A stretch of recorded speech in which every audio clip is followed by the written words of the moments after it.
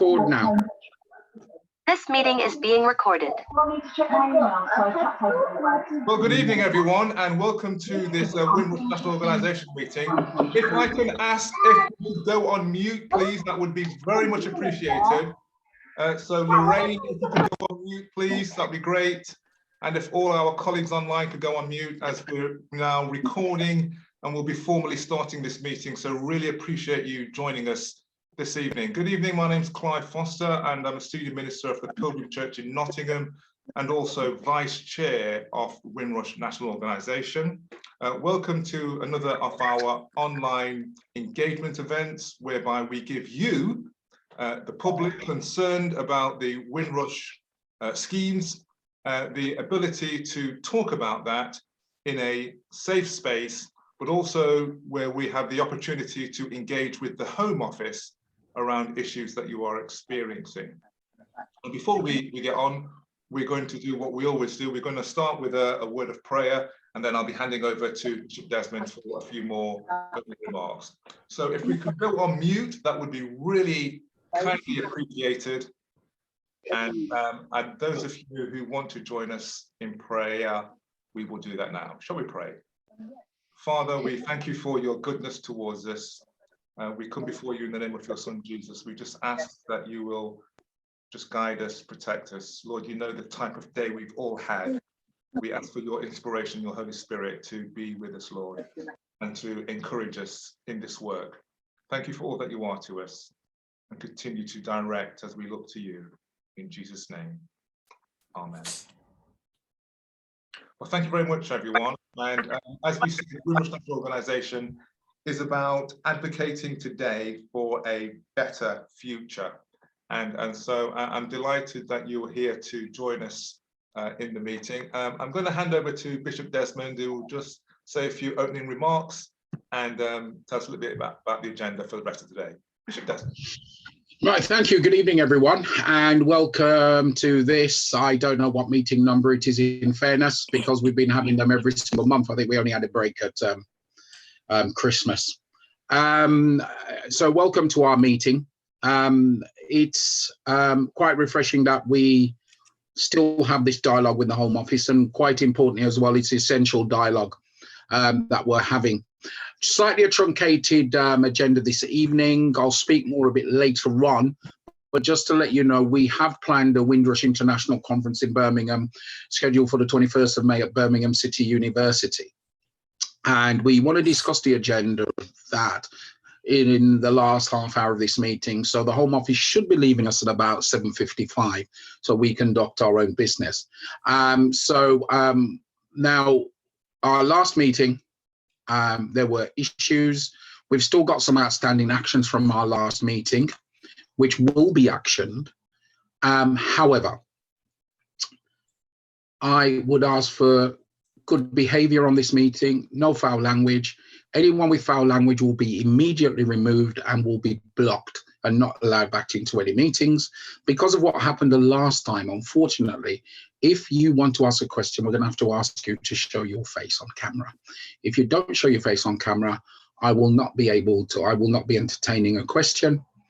However, I do have discretion. If someone's from overseas and there are bandwidth issues, then we can use our discretion for that to happen. But in any circumstances, please, whilst presentations being done, keep your screen on mute, and also as well, please bear in mind what I've said. So Nigel is here. He's head of the Windrush Compensation Scheme. So Nigel, good evening and welcome to you, and welcome to your colleague Jamie as well. Over to you. So good evening, everybody. Can you hear me okay? Yes? Yeah. It seems to be yes. the phrase of the last 2 years, that, isn't it? I think I should have "you're on mute" on my t-shirt as well, because I think that's the other thing that will follow us.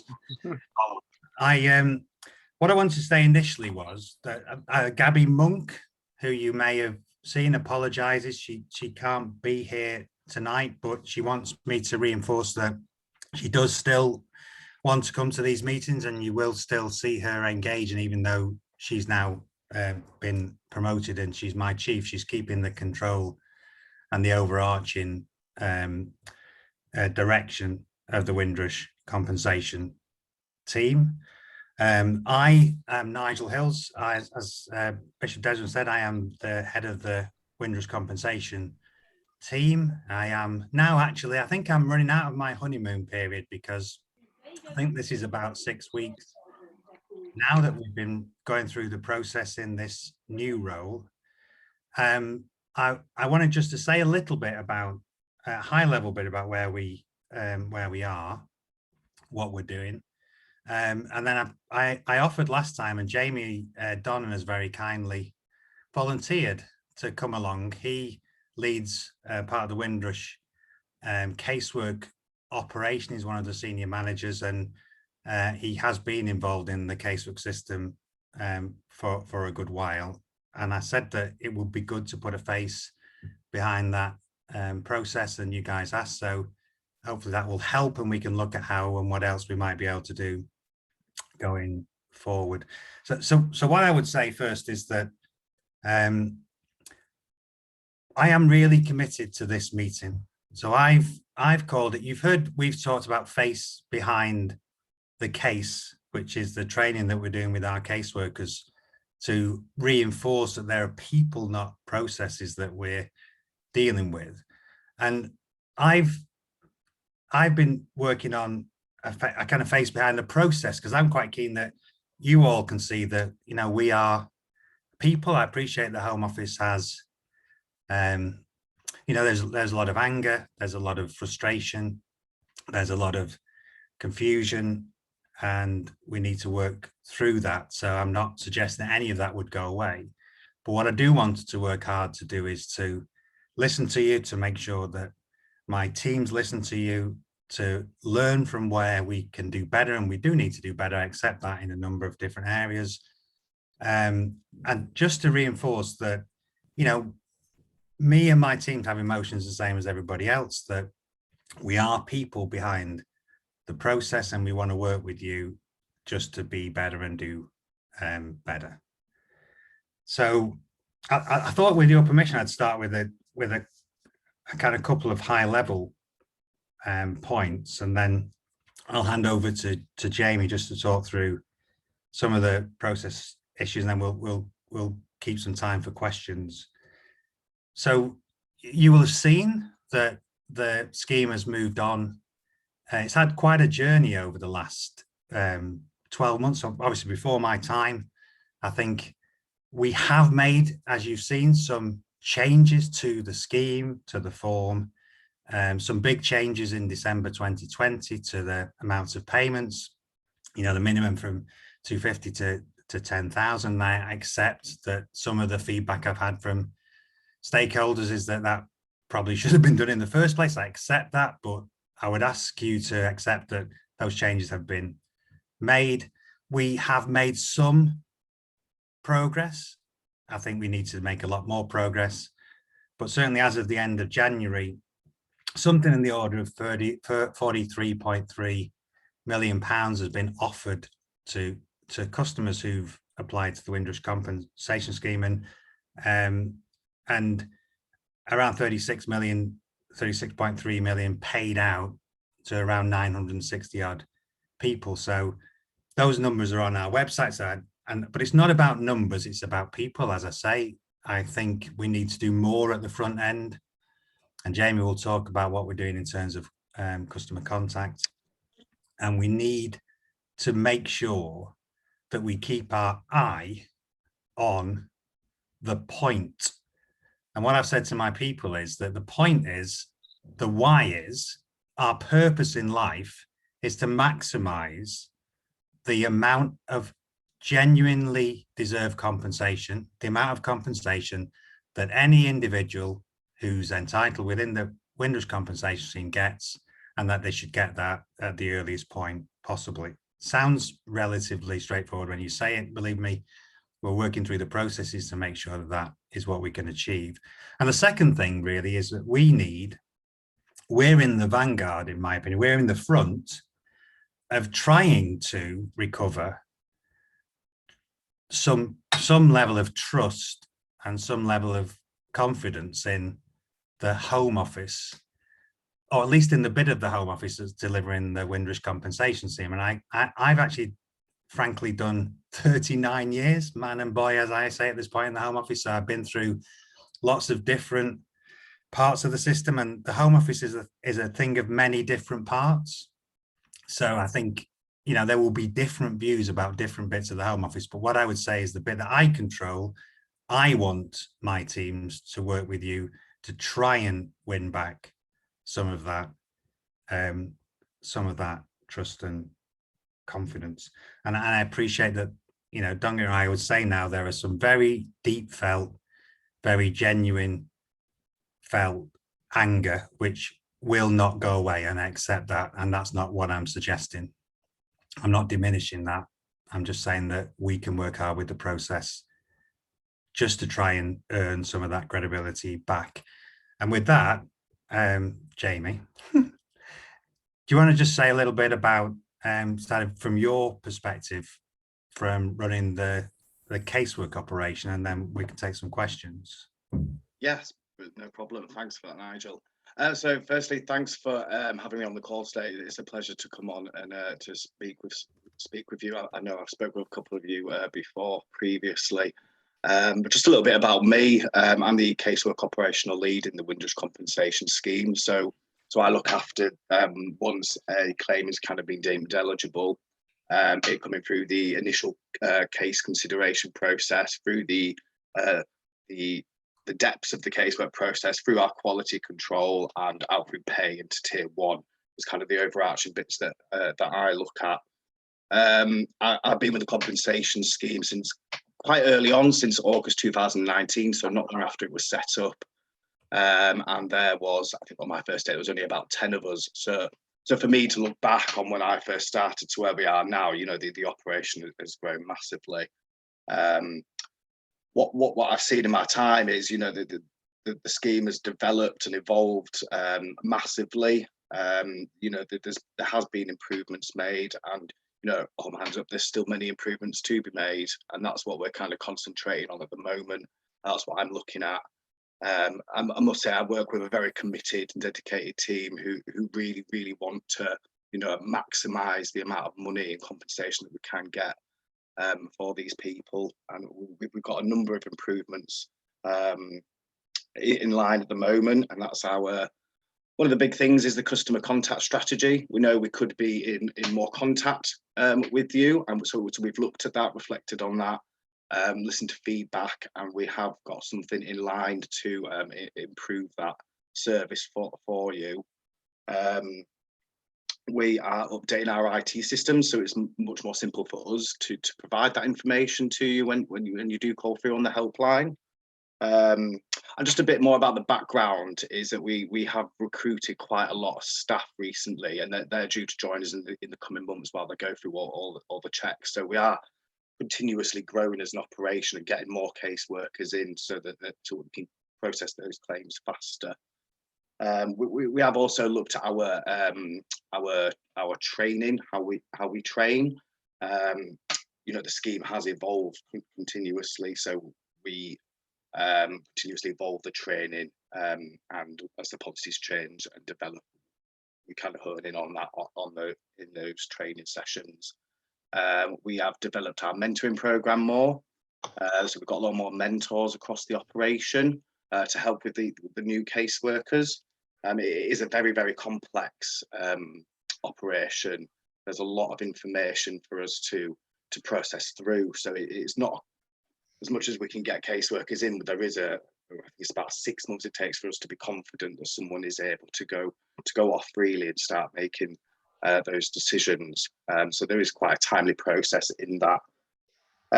We have evolved continuous improvement teams, and those are staff across the entire of the operation. So people from the helpline, you know, that speak to you guys on a daily basis. From our caseworkers, we get everybody together and we look for different ways to improve those processes. So I'm really dedicated to getting things moving as fast as possible, so that we can get that compensation out to you as quickly as we can. So I suppose that's a little bit about my role there, Nigel.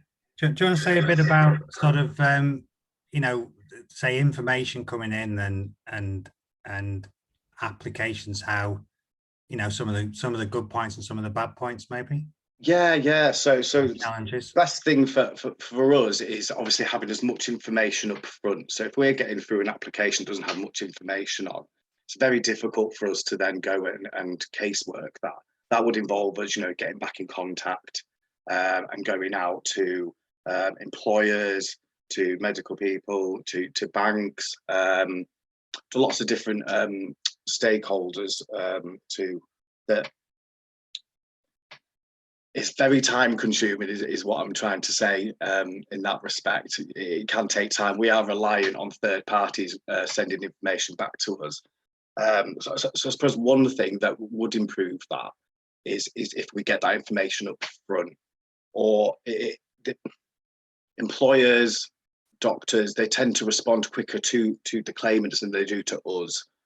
So if we can get that more up front, then that really does help with people's claims. What I would say as well is if when people putting in applications to use our digital service, calling the helpline, anything to help assist them to give as much information in that very first instance, it does make a massive difference. That also feeds into kind of our preliminary payments, where we can pay out the £10,000. The more we have up front, the more likely it is that will get paid quickly in the first instance. Thanks, Jamie. That's very helpful. So really, just to reinforce then that a lot of the front end. Oh, somebody on. So a lot of the front end service that we provide in terms of the vulnerable persons team, we're working with We Are Digital to be more for that to be more supportive, to help people with their submitting their claim, and also the helpline. They're well trained. They're used to dealing with some quite difficult issues, dealing with local authorities, dealing with support issues. Obviously, there's the urgent exceptional payment scheme, which you'll be aware of, and I think we've issued around, I don't know, £145,000 or something in urgent exceptional payments. So what we need to do though is get to the preliminary payments on the compensation scheme as quickly as we can, because in theory the urgent exceptional payment scheme shouldn't still be necessary. It was always a stopgap whilst we got the compensation scheme up and running. The numbers are reducing who are needing those urgent exceptional payments, but my aspiration is, my intention is that we would not need those, because we get to the compensation payments more quickly. There are a couple of questions, Bishop Desmond, in the sidebar. Shall I pick any of those up, or? Yeah. Pick those up now, and then we'll go to general questions from the floor. So, one of them is, why do you think the number of compensation claims completed is so low? Oh, sorry, it's moving as I'm reading it. Let me just move that back up. Oh, I can't move it back up. Why? Yeah, but why do you think they're so low compared to the 15,000 submissions? A percentage does. So the 15,000, I think we've said this quite a lot in public. So the 15,000 was revised down anyway in April 2021. The 15,000 was never an estimate of the number of people that would actually apply. It was a top figure. It was around how much funds might be available. What did we think we would need, the Home Office would need to make provision for? So there was enough money to pay all of those individuals. I'll be frank, we have done a lot of work. Over 14,500 people have now been granted status documents, either status or British citizenship, through the Windrush status scheme, and around, I think, over 19,000 have applied. So a lot of people have applied to the Home Office for support to confirm their status.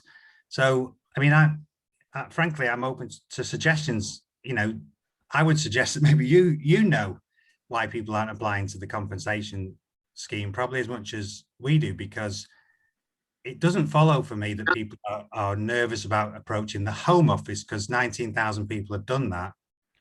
And we're doing a lot of work with community groups, with support organisations, with outreach with yourselves, to really make sure that everybody who wants to apply is aware of the scheme and can make that that application to the system. What does it mean when you're told your case has now been allocated to a case owner? Is it number 1 on their case or 999 on their case load of 1,000? Jamie, do you want to? Yeah, so when the case has been allocated to a caseworker, we usually have between 10 and 20 cases per caseworker on the go at any time. So, you know, when they get allocated, that means that we work in date order. So as soon as that next claim in the next date in line, that is when that will get allocated to the caseworker. It'll then go into their work in progress, is what we call it. And that'll be between 10 and 20. They will then start, they'll do an initial kind of review on the claim. They will see if whether any referrals have to be made to 20 third parties. They will come up with a list of questions that they might need to ask the claimant. And then that process starts. And they may well be in contact. How long that takes, then it all depends on when we get the information in on that. So forgive me, I missed a part of the first question. I wasn't ignoring it. What percentage of the 960? I don't know the answer to that, the 960, but I do know that, because it's on our fact sheet, that 47% of claims have received some form of a payment. So 47% of the claims in the system have received a payment, and I would accept, as I've said before, that, you know, we just need to get better and we need to get faster and we need to pay more people. We are working, as Jamie said. I think that's fair, and that's what the courts have told us to do in date order, but we're working through those as fast as we can. Bishop Desmond, do you want me to point me to the other questions? I'm struggling with my How many people have actually had preliminary payments, and how many people, how much paid out?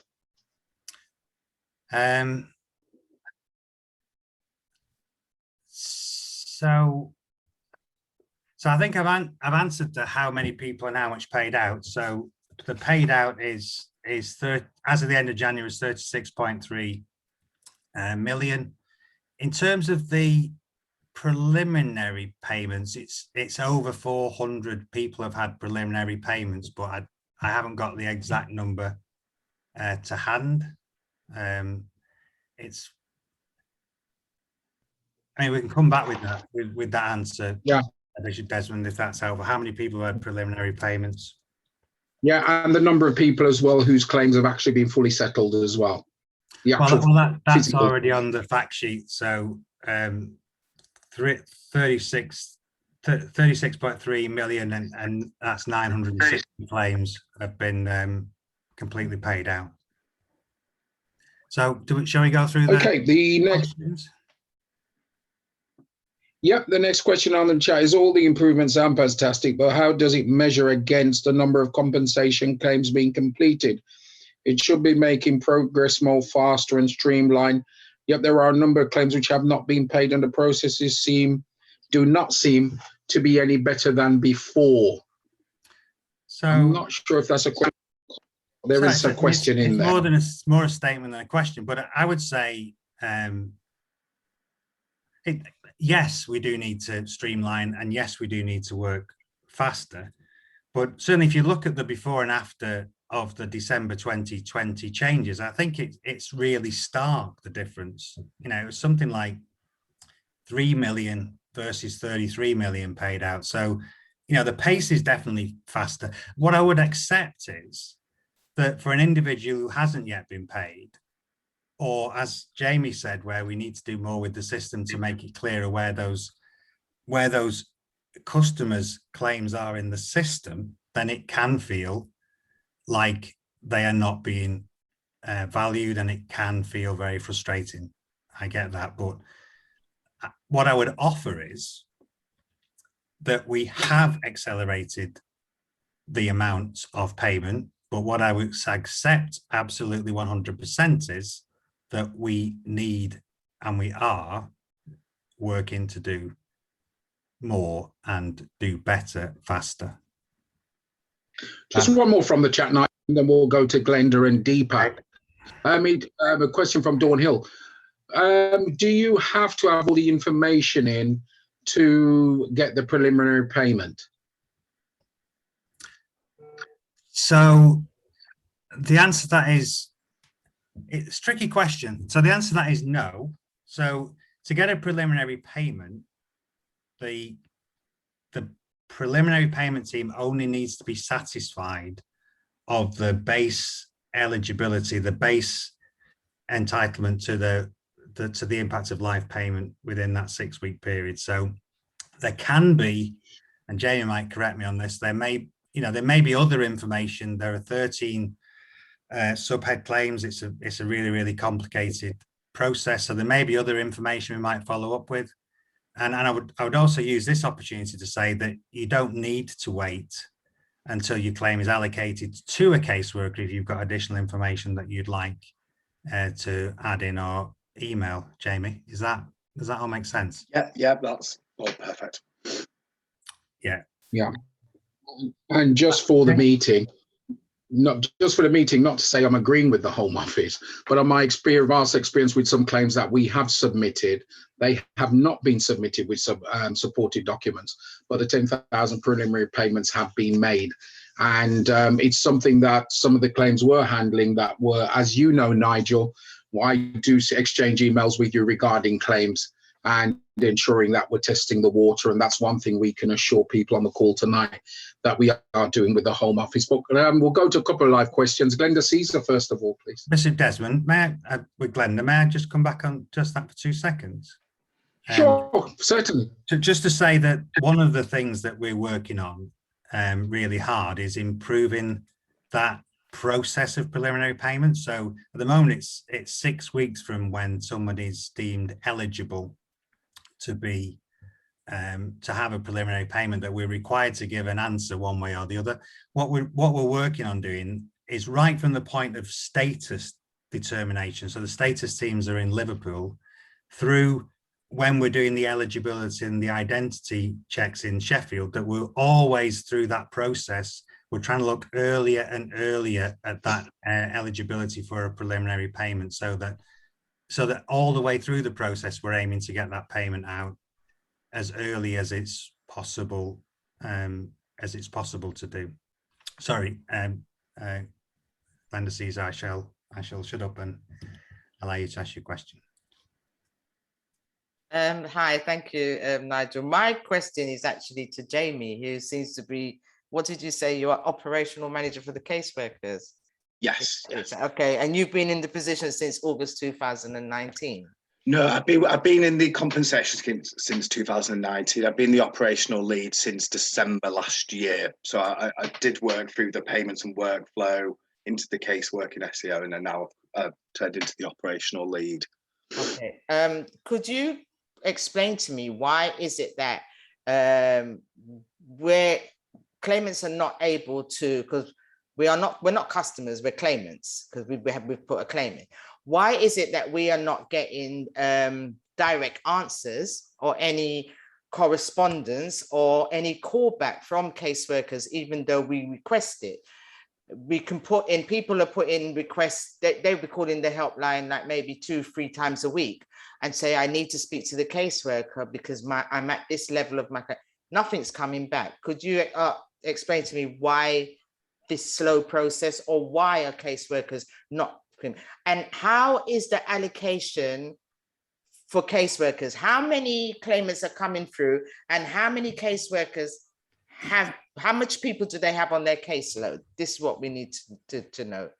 Okay, yeah, so just your first point there, Glenn, yeah, with people calling through to the helpline and asking for responses, normally we would ask the helpline to answer that where they can, and then obviously pass that information across to the caseworker, and they should be calling them back where possible. So that does highlight some kind of issue for me, and I will take that away, Glenda. They do have a number of cases, obviously, on their workload. I can't speak for specific instances, but I will certainly take that away. And what was your second question there? Sorry. I think you answered that already earlier on about the caseload for individual caseworkers. Yes, individual caseloads is 10 to 20 cases we have on per caseworker at a time. That still doesn't answer the question in regards to why caseworkers are not returning calls. I mean, as a manager, and first thing they said, calls are being recorded. I mean, who does the, who assesses these things? Why are emails not, why are caseworkers not looking at the emails and responding back to, I mean, that's what this whole scheme is about.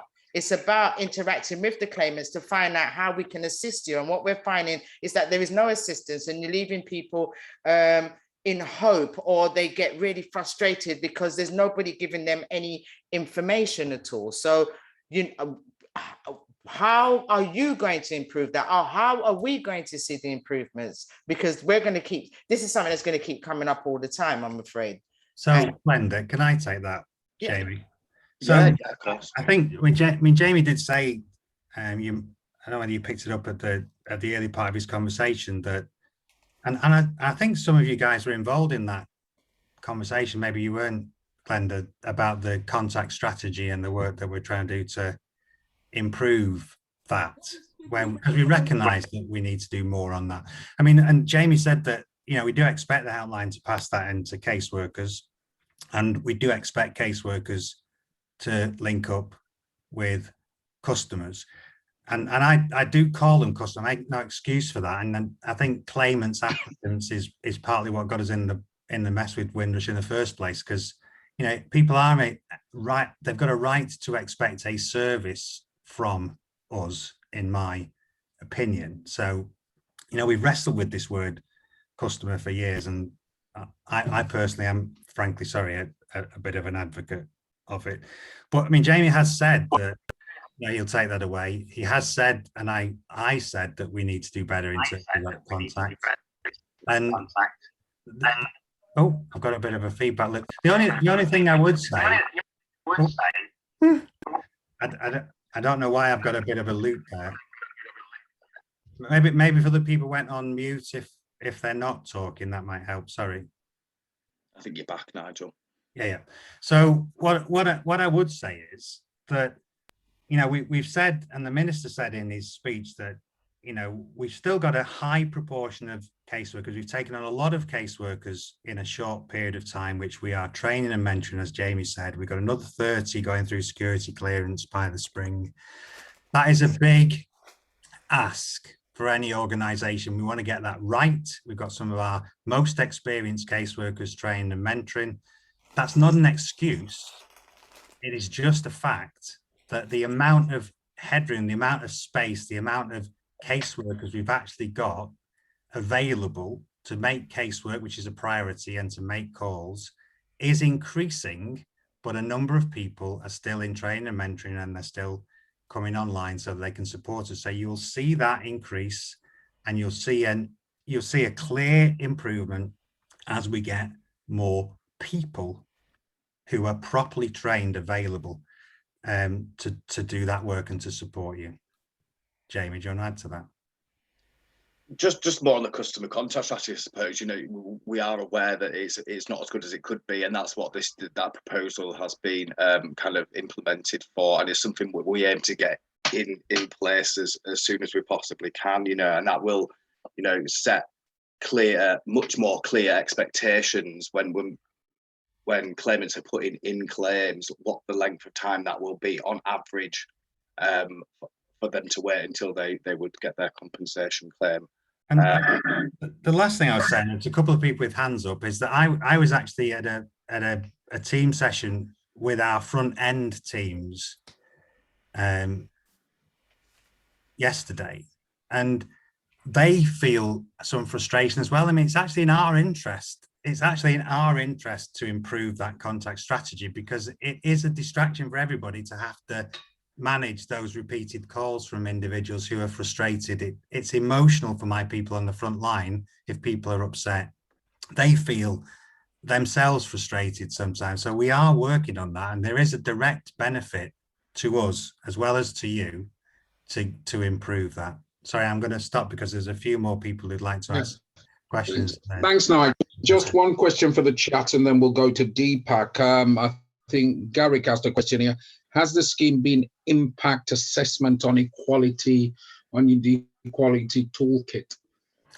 So, yes, we have actually done, we're in the process of refreshing the equality impact assessment as we speak. And the minister said in the Westminster Hall debate, I think he promised that we would publish that before the end of March, and we're pretty much there. It's going through final clearance. So yes, it has been. Well, it was originally assessed, an impact equality assessment was done, and that's been recently refreshed, or is in the process of being refreshed. It's being finalised.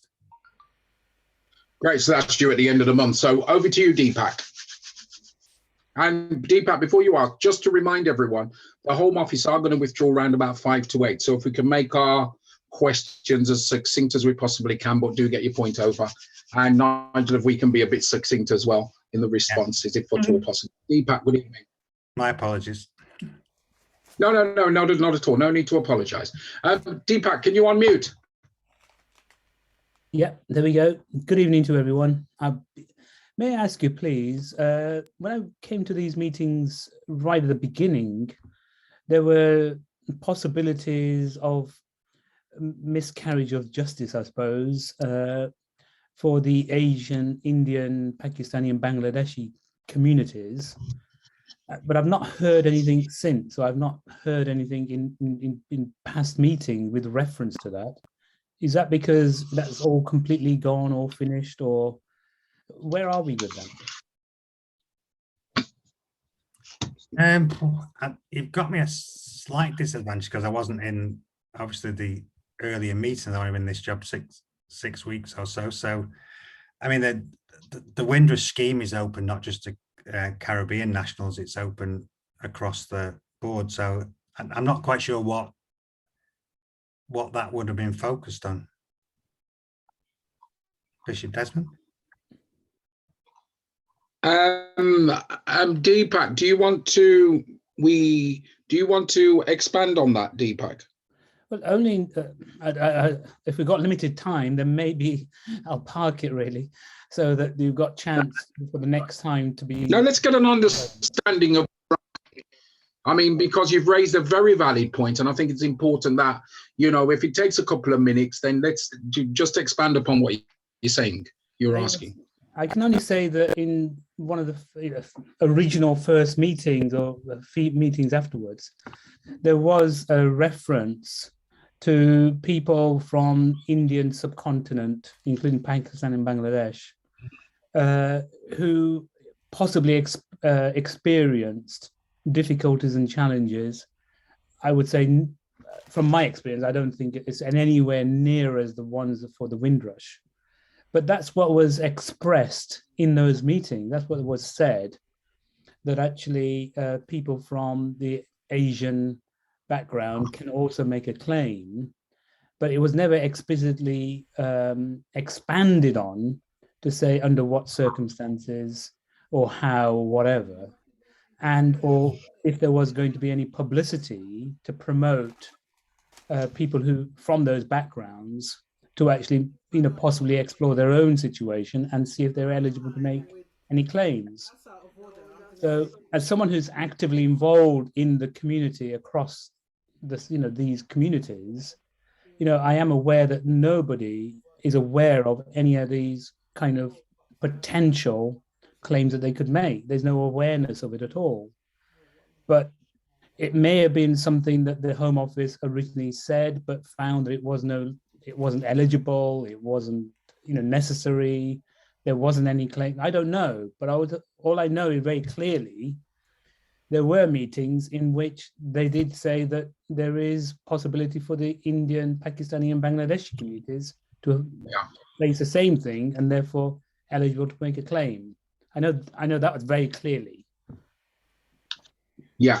Nigel, just to assist that, yes, that was brought up, but it wasn't just the South Asian subcontinent, it was also places like Ghana, Nigeria, Kenya as well that was brought up in that. And you are right. I mean, as an organization, we have had some queries in from the South Asian subcontinent or people who have descended from there. It's not in the numbers, as it were, but it is something that's been recognized that has to be addressed. And the conversation we want to have from about 8 o'clock-ish is to, one of the things we need to do with this international conference, Deepak, is to address that issue as well, because Windrush is a global issue. It's not cocooned into people from the Caribbean, because clearly Commonwealth citizens were impacted by this. Nigel, that's where it is, but Deepak, I've email address, and I think it's probably prudent we put some things together so that we can take this particular one forward. I know that we do have some issues with people from the Asian subcontinent in any case, so we'll take that. I'm happy to feed that into our engagement team, because we've got an individual who we're generally trying to reach out to everybody. One of the things that the Wendy Williams review said, that we shouldn't just focus in, and we're trying not just to focus in, as you say, on the Caribbean community, and that it is a broad cross-section of individuals who can and have applied. I mean, we've had European nationals apply to the Windrush status scheme who've been here many years. So as far as I can see, I will take that back. I will make sure that the engagement team are genuinely focused on those communities you mentioned. And and I agree with you, we need to make sure we reach out, and as Bishop Desmond said, the conference might help. Sorry, I'm rabbiting on again, so I should be quiet. Oh no, that's fine. Let's go to Carl next, please. Carl, if you'd unmute and ask your question. Yes, good afternoon, Bishop. Good evening. This question is directed to Jamie. Jamie, you mentioned about having to employ caseworkers and train them up to be competent to start dealing with applicants. My question is, what percentage of application received meet the Home Office requirement against those that need additional support?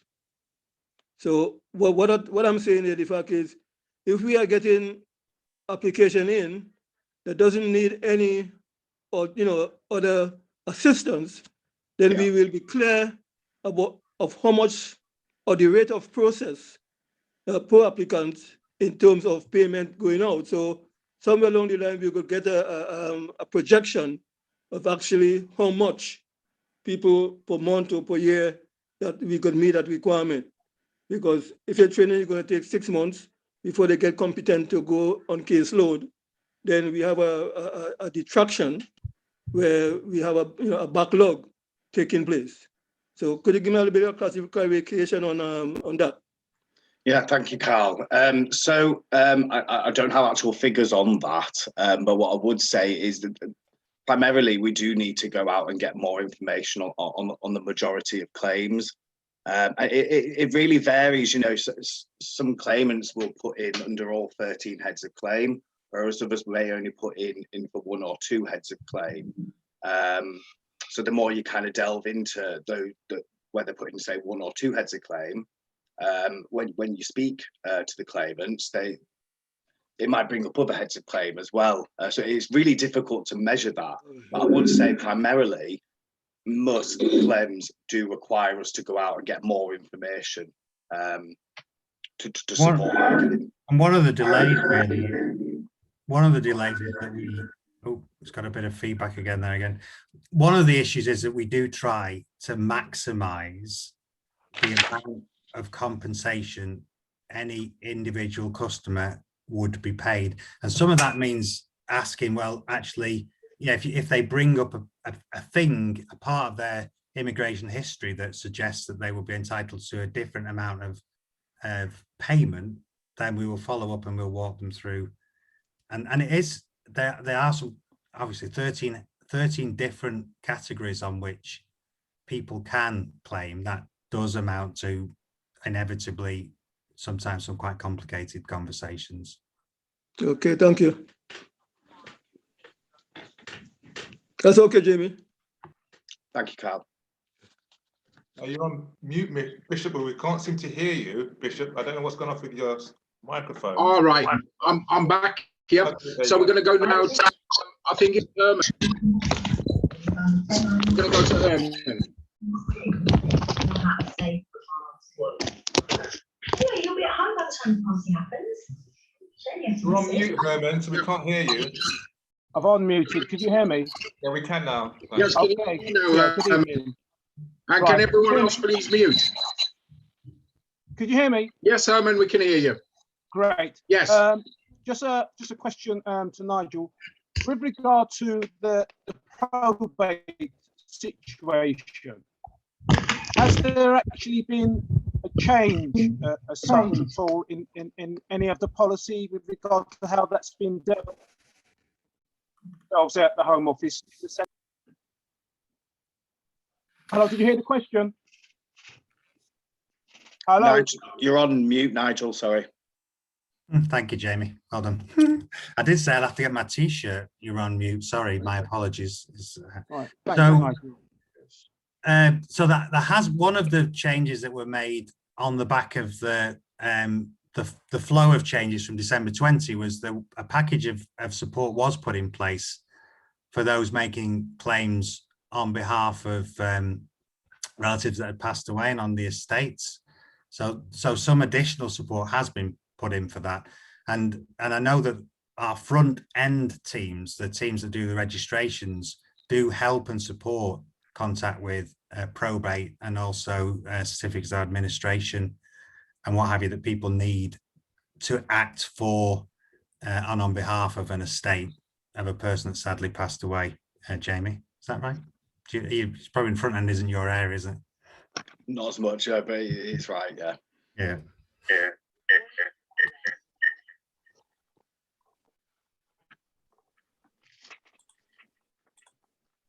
Hello. Hello, Bishop Jason. I think I've answered that one, haven't I? Yep, you Have you answered? Okay, Okay, thank you very much. Okay, thank you, Herman. The next person is Judy. Yeah, a few questions. Equality impact assessments are supposed to be public documents where the public actually takes part in responding to the equality impact assessment and giving information. So it'd be useful to know where we get access to those to see who's actually been involved from the community. On Deepak's question, it would be useful to have access to data on the national origins of applicants. We can see whether Asians are included or not. And This meeting is being recorded. the last comment on the expanded claim headings, that if people are applying for only one or two of the 13 claims headings, and then from further investigation it becomes, sorry, not sure what's going on with Desmond Jadu, but it seems to be problems coming from your side. Yeah, can you please just carry on with what you're doing? Yeah, I have a hearing disability, so having other noises going on doesn't help. Yeah,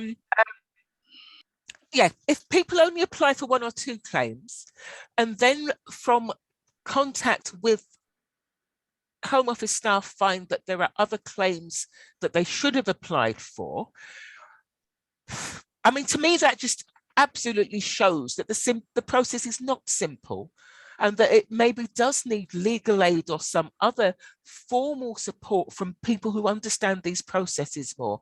And I don't know what we do about ensuring that the government is aware that this process is so complicated that people potentially are losing out. And if some people are only putting in for one or two claims out of 13, others will think they're not eligible at all, as alongside those that are terrified that they've had their heads under the radar for so long that if they can keep going, then they won't get deported. So why claim? So I hope you can, I'm sure you understand our frustration, but can you tell us who we need to be talking to in government to make them aware that these things need to be improved? Shall I take those in order? So the first one, I'll take that away. I don't want to be slopey shoulder, but I am not writing the equality impact assessment. Those are policy colleagues who are doing that. So I will take that away. My understanding is it did draw quite extensively. I mean, it's already been published and it's being renewed. It did draw quite extensively on the original request for information exercise that went out as the scheme was set up. But I shall raise that question about the amount of input, external input, which I think I've understood the question properly, which was into the equality impact assessment. On the national origins of applicants, well, certainly in the status scheme, that is published in the transparency data, the breakdown by nationality of the individuals certainly that have been granted under the scheme. There's a full breakdown by nationality, and you can see that on the Windrush transparency data that's published. I'm not sure about the compensation team, but I can check whether that's in the transparency data. But it's certainly, as I say, those 14,500 people, over 14,500 people who've been provided with status, who've sought to have that status confirmed under the Windrush status scheme, that is definitely in the transparency data, and it's broken down by nationality. On the last point, who do you need to speak to in government? Well, you're speaking to me, that's one thing. I'm the head of the Windrush compensation team. I have said earlier that we are working, and I know that there has been some engagement between the We Are Digital and some colleagues on this call. So I'm actually meeting with We Are Digital tomorrow morning. So the front end service to support applicants, customers coming into the scheme, we're looking at how we can make that as effective as possible.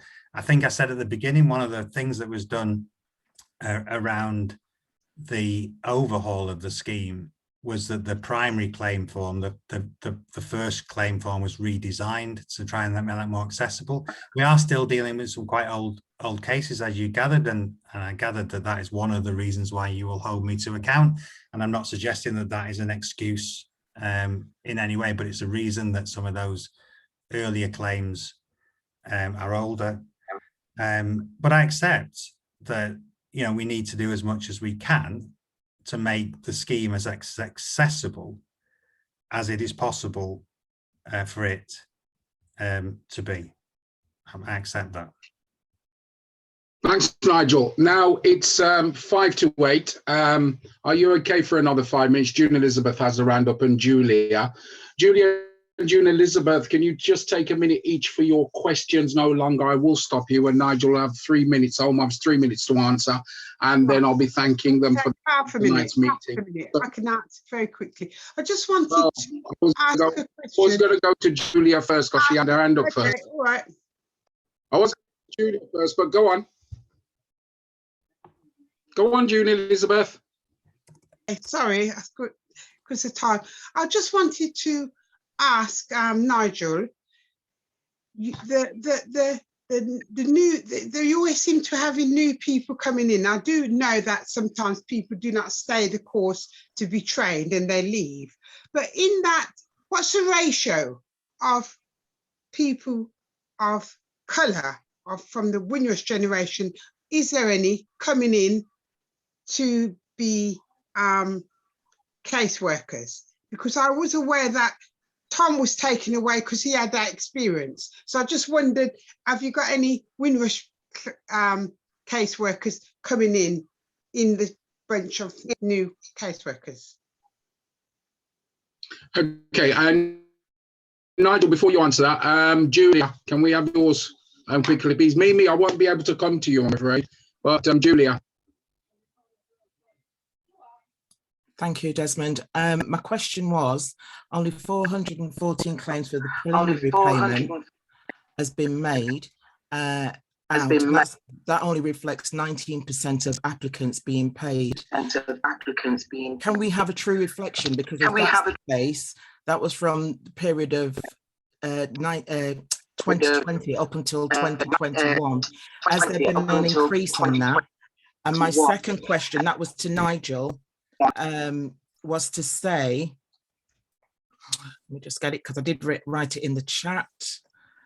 Can't just see it. Oh, in terms of the deceased claimant's estate, where families are having to deal with an estate through probate, the Home Office has determined that families will be reimbursed up to £1,500. Can we have the deceased applicants' case numbers written down, please, so we get an understanding of how many people are actually being supported from the Home Office in that category? Both of those questions, please, to Nigel. You're on mute again, sorry, Nigel. Julie, you have me at a slight disadvantage. I mean, I think I said it was over 400. Did you say 412? Are you getting that out of the transparency data then?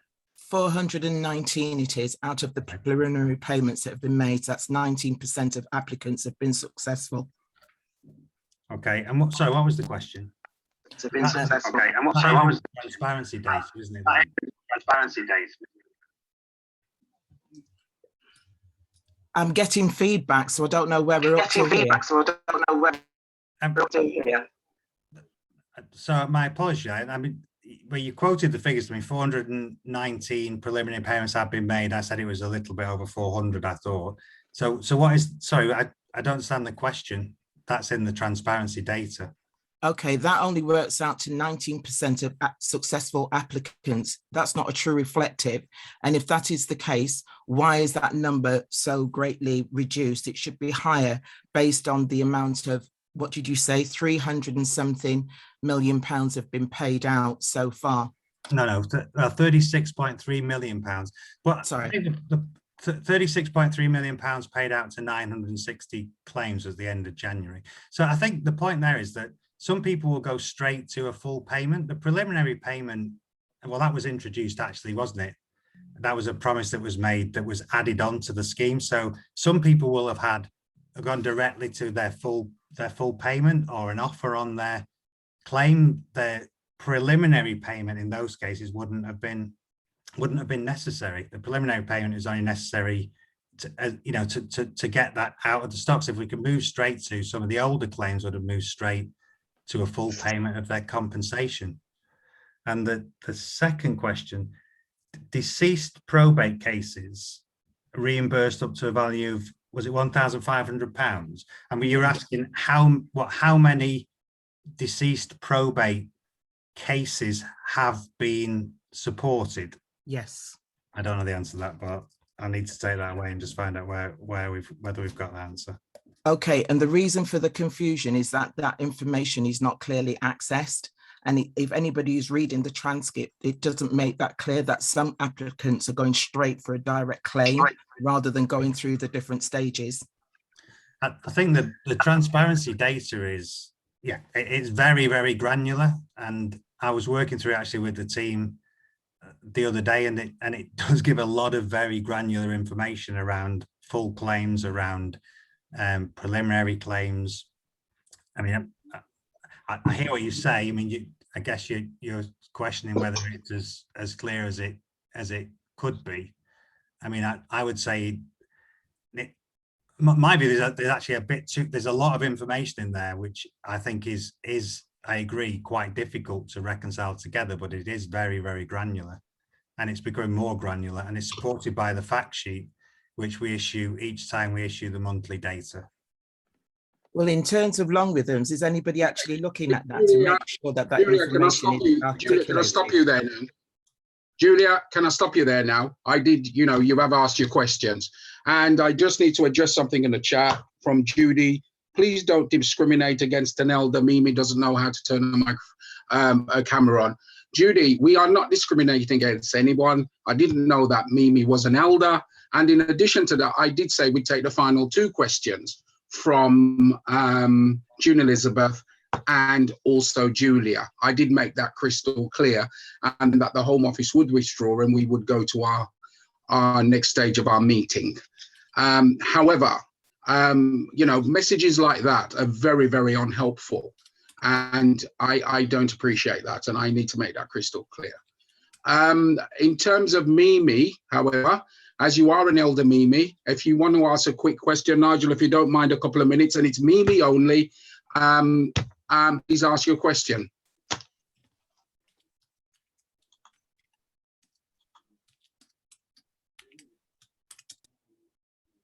Mimi, would you like to unmute and ask your question?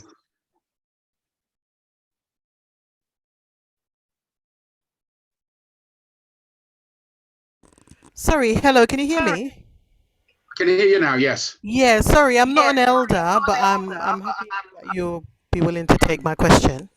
Well, that is what I've been accused of, discriminating against an elder. And All right, I'm usually here with my mum, and she normally has a lot to say, but the hand was on my part. Did you want to ask a question? Fine, no problem. Please go ahead. And the message wasn't from you, Mimi, so don't worry about it. Please All carry right. on. Yeah, I think actually I've been in and out the room, and I think some of what I wanted to say was already addressed by somebody earlier. So maybe I should just leave it here. Thank you. But my mum is here and would like to say something. Thank you. Please, Yeah, please hi let her go ahead. everyone. Yeah, I don't want to take up more time than necessary.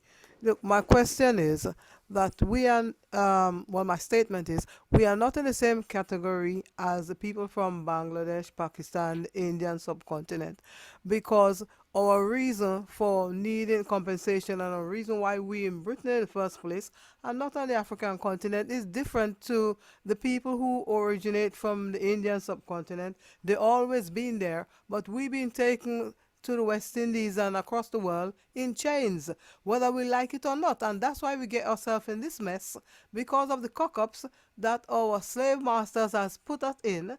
So why is there a competition as to who should get compensation with this Windrush situation? Is for us who has been cheated out of our freedom and out of our privileges for being British citizen when we build Britain and we are being treated unjust. So why is there a competition? Why is the other lot of people from other parts of the world dipping their nose into this situation to try and fish some compensation or some attention? Why don't they set up their own system and argue their own case? Thank you. Okay, thank you for that. Look, the Windrush compensation scheme, and as an organization, these meetings are open to everyone, and the compensation scheme is open to anyone who wants to apply who have suffered losses, and that is where it is. And I think we'll leave that there, because that's what it is there for. And anyone can come onto this platform, and providing they follow the rules, they can speak. And anyone at all who wants to put in a compensation claim, they can. Deepak has made his point, and just like you've made your point as well. And this is for people who have been impacted by the Windrush scandal. We've been at this now. We're now in our 4th year, and the point is, at the end of the day, this is for those who have been impacted by this, and that's the important aspect moving forward on that. And on that note, I'm going to hand over to Reverend Clive. Well, All the excuse me, questions in the Bishop, chat, excuse me, Bishop. I didn't get my question answered. And mine was the shortest. June Elizabeth, we will deal with that. And also as well, June Elizabeth, and I'm going to say this to all Windrush National Organisation members, you do have direct access to the Home Office. So you can get your question answered, but this will pull down everything we've got here, and I will send that to him. But we do need to get on. It's 7 minutes past 8 now, and we do need to get on to discuss our conference. So Nigel will forward everything to you, and also Jamie, just want to thank you for coming this evening, and please withdraw anytime you wish. We'll forward other questions to you tomorrow morning. Nigel, if that's okay, I'll get some stuff over to you some point tomorrow morning. Is that okay? Okay, thanks all. Nice talking to you. Thank you, everyone. Okay. Bye-bye. Take care. Bye-bye. Thank you. So, Reverend Clive, over to you. Thanks, Bishop Desmond. Well, colleagues, just want to say that as part of Windrush National Organisation, we are in the process of actually organising a national conference. And this national conference is an extension of the online engagements that we've been running now for well over a year now. And we want to take this opportunity as part of Windrush National Organisation to bring ourselves together really on a national level to get some of the key, as it were, decision makers and people involved in the whole Windrush compensation status scheme, and to have a conference which can start to, at a national level, start to where we can have a conversation and to challenge, to start to strategize, to start to actually say what are some of the issues and what are some of the solutions that we want to see with regards to the outfalling of the Windrush scandal. The Windrush National Organisation has a strategy. We have a strategy document, and the whole basis, and for those of you who don't know it, there's a strategy document there. The whole basis of why we have come together from different parts of the country is that we want to make it better, and it was noted by a few people on this call as well. We want to make it better for the Windrush generation, for all communities, to actually get the justice in terms of their status and the justice in terms of compensation. We want that to be progressed. Now, I'm sure you are aware that there has been a number of reports about the Windrush scandal since it broke. The last one, I believe, was in November. It was the 5th Home Select Affairs Committee report, talking about how the compensation scheme in particular is still not really servicing as it should be and causing a great burden on people to do that. So what we would like to do is, we're now, this particular conference that we're running, is scheduled to take place on the 21st of May. So please put that in your diary. It will be taking place on Saturday, the 21st of May at Birmingham City University between 10 and 4 p.m. And we're at the stage where we're thinking and creating what are some of the themes and content that we would like to see on the conference. So that if we've got the Minister for Immigration, if we've got a number of MPs there, if we've got the Home Office there, as an organisation, and I want to see all of you here as an extension of the Windrush National Organisation family, we can start to bring the concerns and some of the things that we want to see change to that national conference. So what we would like to use this moment as is an opportunity to sort of just have a conversation about, well, you know, if we was to have a national conference and, you know, we could sort of talk to decision makers, these are the things which I still feel, we feel is an issue some 4 years on, or these are the things that we would like to see happen, or why isn't this happening, or and so on. So for instance, for example,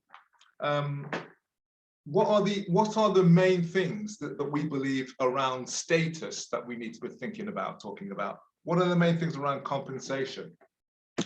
There could be things around like the claims assistance, the We Are Digital.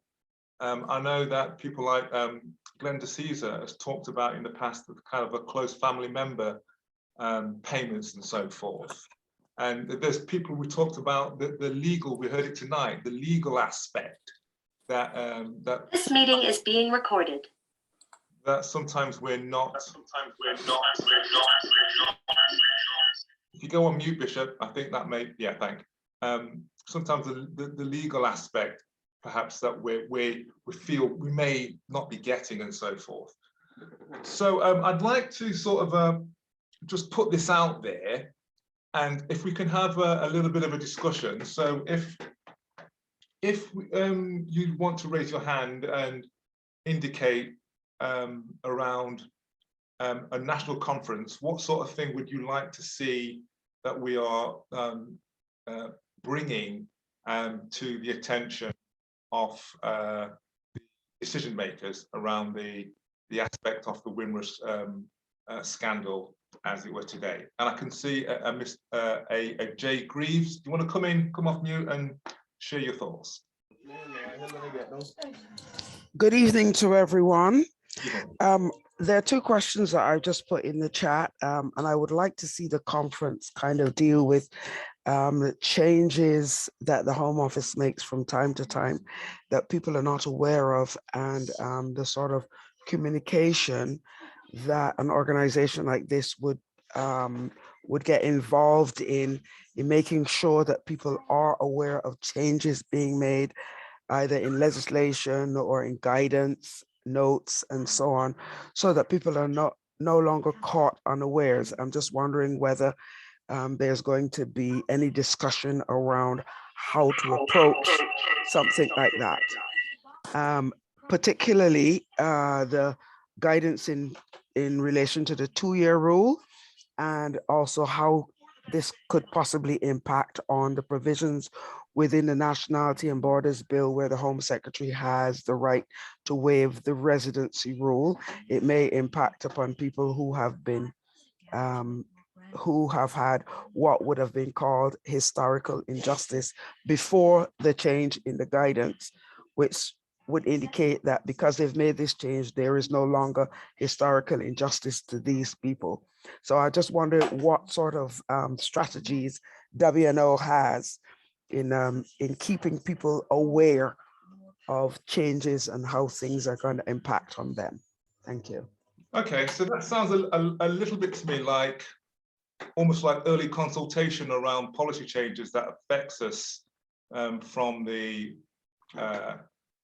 in terms of the Windrush generation and policy, and how the Home Office will, if it does consult with organisations like ourselves, if I'm picking you up right on that. And that's probably something that we should really be challenging and putting forward. Julia Davidson. Good evening, Clive. I think one of the things, first of all, congratulations on the children in care. That, as you know, is very meaningful to me. But I don't understand why, if a child goes into care, you're saying that under the children's services, that the governance would be looking into ensuring that Caribbean or children of ethnic origin going into care would have their status looked at within 5 years of being in care. That should happen almost instantly. I don't understand why that area has to wait for that length of time, because within 5 years of a child going into children's services, if you're saying from the age of 11, say, or 12 to 16, they will be looking at channels to actually having them out of children's services, going back into the community under what they call supervised housing. And I think if there are any conditions to legitimate a child's status, that should be looked at as protocol immediately with immediate effect. So I wondered if you would kindly get that looked at, please. Thank you very much, Julia. So I think what you have highlighted to us is that the theme around the children in care is about how granular we go with it. So I think what's been very helpful is that once we start to get these themes, we can then start to get the more specific questions that we need to be addressing around them as well, instead of taking that forward. And I noticed, so thank you for that, Julia. So one of the themes that we will be challenging as part of the conference, and you're right to highlight that we have made some inroads on this, is around the whole aspect of children in care and families in care, and we'll be welcoming sort of a feedback for specific questions around that, like you've posed. I noticed Herman has put in there about pressing on the on that 2-year rule that needs to be tackled. going forward as well as an issue. Herman, I don't know if you want to make any more comment on that as you raised that in the chat. So yeah, just to say to everyone, we're just looking at different ideas that we can bring to bringing to the table as part of the conference. What's been the concerning things. If Herman's not coming in, Carl, you've got your hand up. Come off mute and come in, Carl. Yes. And then I'll bring in Christine Rose. What just come to mind here is that we are aware that the Windrush generation are still suffering from mental well-being. And also within that group, we are actually deprived of social housing. Right? So I think those two sort of should merge because it's an area of concern, right? Because the people getting older and older, and the fact is, and they need that type of injection to make sure they're in a warm home and eating comfortable and things like that. So I think those two, and also we are following a trend because I'm also a chairman of the diabetic support group in Huddersfield, and there is an initial area of that area actually. People from the Windrush generation are under service by the NHS under that heading. So things like that, we need to bring it to the forefront. Thank you very much, Carl. It's a very well made point. So there's a couple of things there under general welfare and mental health and well-being and the associated kind of housing, as it were, issues around that as well as people are getting older. Thank you very much. So that's something that we'll take on board. I'm going to bring in Christine Rose and then I'm going to bring in Claude. And just to mention, no, go on, Christine. It's just I don't know if anybody else has experienced this issue where trying to claim under the deceased person's estate. For example, if a person has been out the country but have returned numerous times, but now they're deceased, what they do, they don't look at the fact that they were returning back. They just said that they were out the country for this period of time.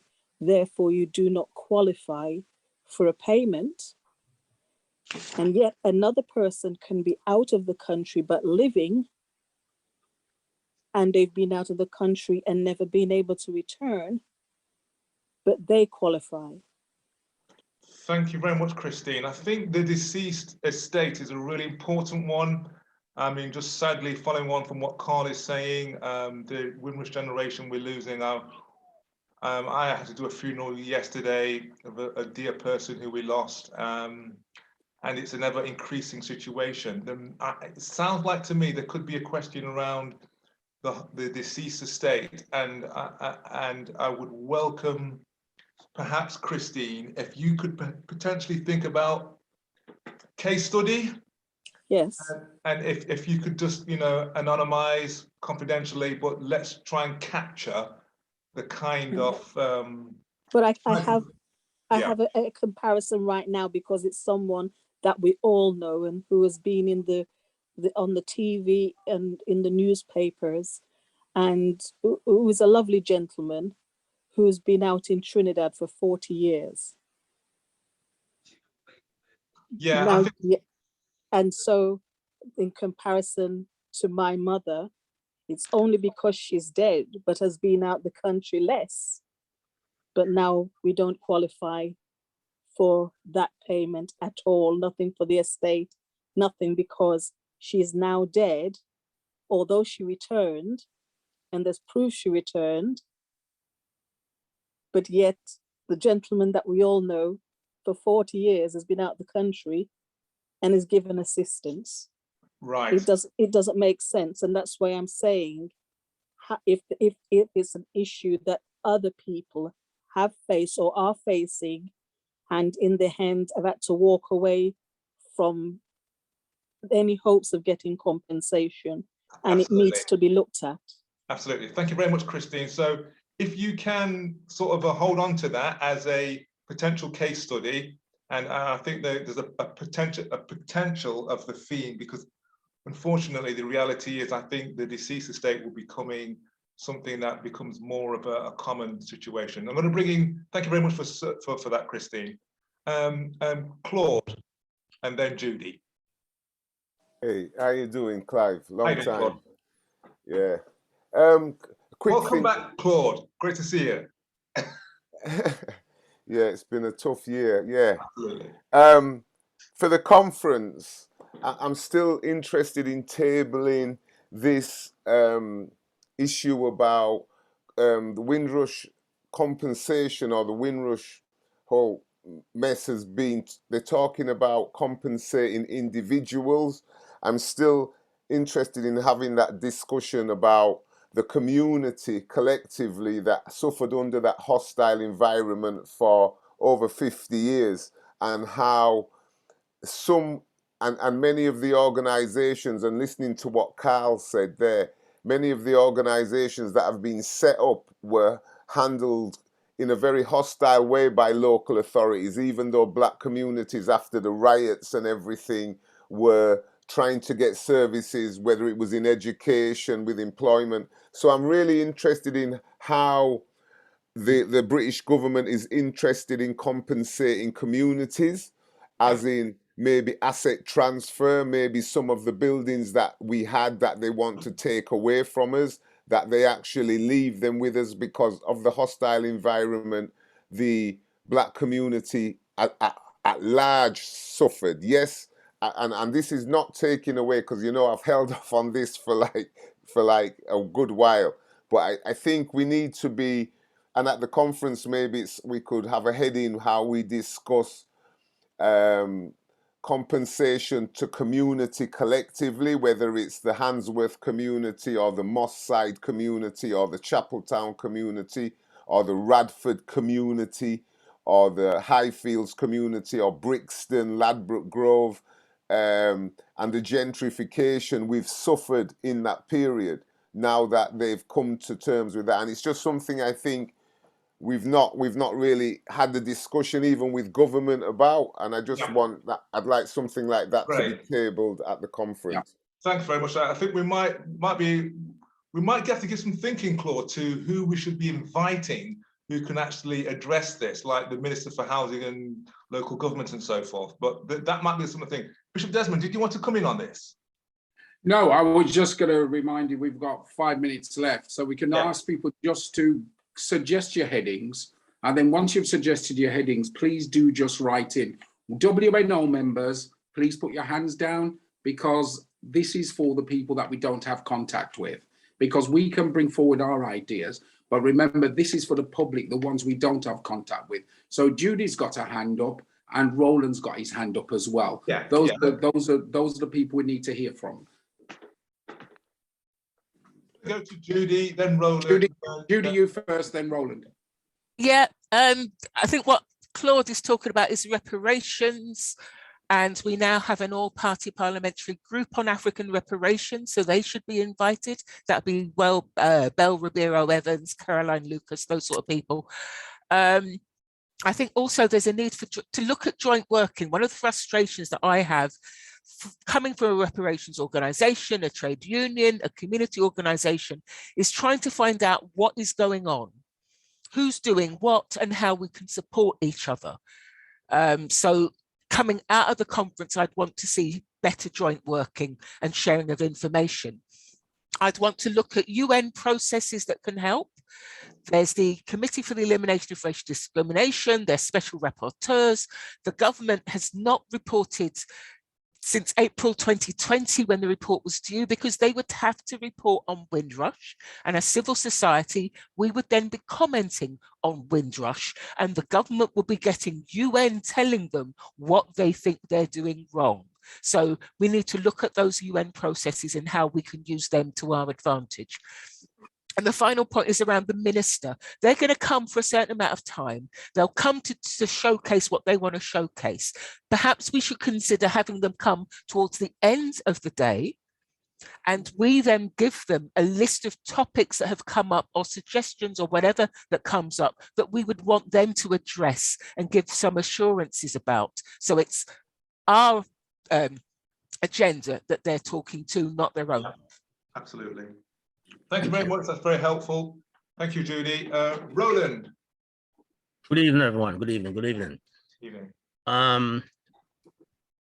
The two-tier approach to the Windrush compensation scheme is being the bonnet for me, basically, where those that were locked outside the UK and are still locked outside the UK are treated differently to those that are in the UK, whether it be in compensation for pension, loss of earning, and homelessness. Okay, that needs to be sorted out, because if you are outside, whether being in Grenada, Jamaica, Barbados, or whatever, and you have lost earning because of the 2 years rule, then it stands to reason that you should be compensated. And as the scheme is at the moment, those outside are not being treated. There are elements of the scheme that they're precluded from. For what reason? There's no obvious reason why they should be. So that needs to be addressed. That's my main concern there. I think it should be addressed at the conference. Thank you very much. Thank you very much, Roland. And we have given some thought to those people affected outside of the UK. It's a really important part of the scheme, and that is not. We need to pick up the pace on that. So thank you for kind of confirming that with that as well. Okay. I think we've got about a minute left. So, Julia, if there was no one else, was there something else, Julia, that you wanted to mention? Yes. Hand back to Bishop Desmond. Thank you, Clive. I think my final thought is, as we're all aware, the government has just done an incentive for the Ukrainian refugees, and we're fully aware of Windrushers who have been sofa surfing and have not got accommodation. I wondered if the same idea or incentive could be dispensed or brought up in engagement with policy makers, so that we can perhaps support our own kin, our own people, our own community, because obviously that transition for them is very difficult if they're looking for somewhere to stay until indeed their paperwork has been sorted out, if indeed they're eligible for compensation. If they are a Windrush, identified as a Windrusher, then perhaps that is a very important piece of legislative document that we could present. And if we could look to work towards that, to be able to present that, I think that would be something that they would have to take serious consideration of. Thank you very much, Julia. And that's a point well made. And again, let's get some documentation on that. So we've got some case studies in that. I think we can sort of build on that. Bishop Desmond, if there's no one else, thank you. Thank you. Thank you very much, everyone. Thank you. It's now 8:30. Anyone with any additional comments regarding the conference, please email them to us. We're quite happy to look at it because we want to ensure that the conference is very relevant. Information on the conference will be coming out next week. You will be able to book, I think, towards the end of next week. Following the conference as well, there will be a gala dinner because we'll be launching our Windrush Welfare Fund as well. You'll be pleased to hear. We're coming across a lot of people who need help. And I think the last funds which were raised for Windrush was raised through The Guardian, 1.2 million. But, you know, the people doing the work on the ground, this is where the money's got to come to. And for the record, we do support people as well financially. Well, we do definitely in the West Midlands, where I'm based, and we do support people financially as well who have been caught up in this. So we want to launch our Windrush Welfare Fund as well, and that will also be on the 21st of May, and more information on that as well next week. There'll be tickets for the gala dinner, and importantly as well, we'd ask for your assistance in ensuring that we sell them, because all proceeds will go to that fund. And we want to ensure that that fund is there for us. And it's about us doing something for ourselves as well. So do support what we're doing. And in terms of, as I've said, as the conference, please send in any additional information that you may have. My apologies this evening. My Wi-Fi was working and then all of a sudden everything went haywire. So I had to keep swapping between machines to maintain the link and the recording because I'm hosting this evening. So thank you very much for your attendance. God bless you all. And please do send through any information at all. So if you want to just bow your heads, those who want to join in prayer, we're just going to close. Heavenly Father, thank you for this evening. Thank you for our discussions. Father, we seek justice, we seek reparations, but Father, we seek a level playing field as well. Father, things have always been a struggle for us, but we know that we have to fight on. So we just ask that you bless us this evening. We thank you for the way in which this meeting has been conducted. And let us just create greater understanding and build bridges. But importantly, let's get justice as we give you thanks in Jesus' name. Amen. So thank you very much, everyone, for attending. God bless you all and have a wonderful evening.